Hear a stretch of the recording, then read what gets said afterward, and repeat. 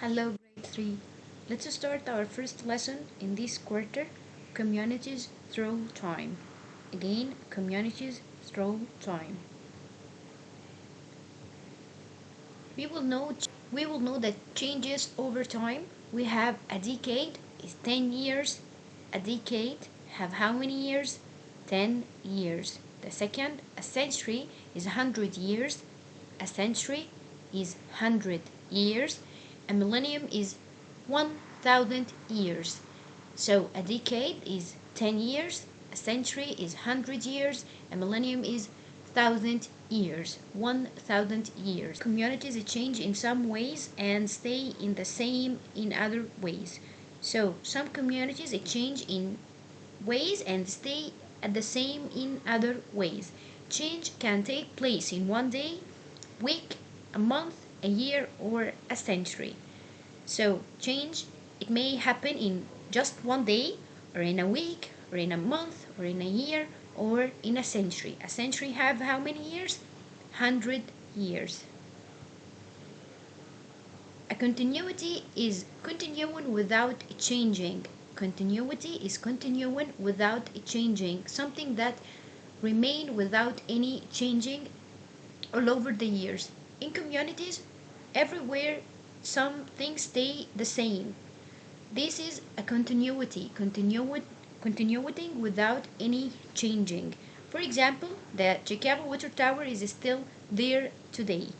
Like this picture, the Chicago Water Tower long ago, here in this picture, and it stay the same nowadays or today, like this picture. So this is called what? A continuity. Continuity is continuing without any change. Something remain the same without any change all over the year.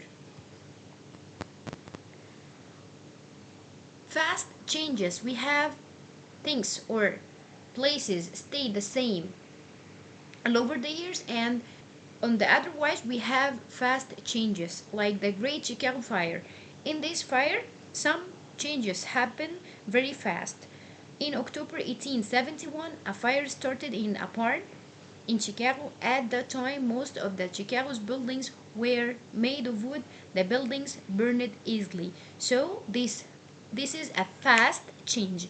Something happened very fast and it have a fully change.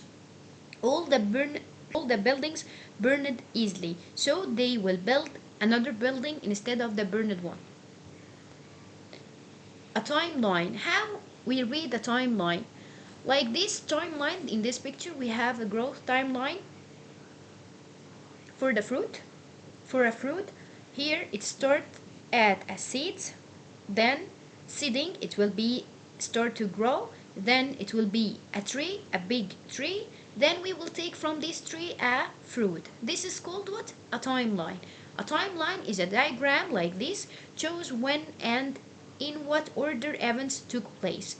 The first place in the growth timeline, the first thing it will be seeds. The second, a seeding, it will be start to grow. Then it will be a big tree. The last thing we will take, we will take a fruit from this tree. So the timeline is a diagram that shows when and in what order events took place. We read a timeline from left to right, like this. We start from here, from left, and it ends to right. The event on the left happened first. Here like this, seeds in the beginning or in first.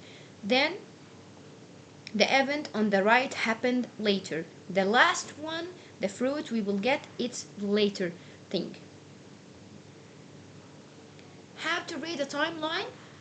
This is an example for the timeline. Example about Jack. Tom was born. How to read a timeline on February 5. Then his little sister was born on June 30. This is the next event. So we start with 5 February 2003, then June 30, 2005. The last thing, August 11, 2008, it become a first grader. So how to read the timeline from left to right. The first event on the left, the last one on the right. Thank you so much.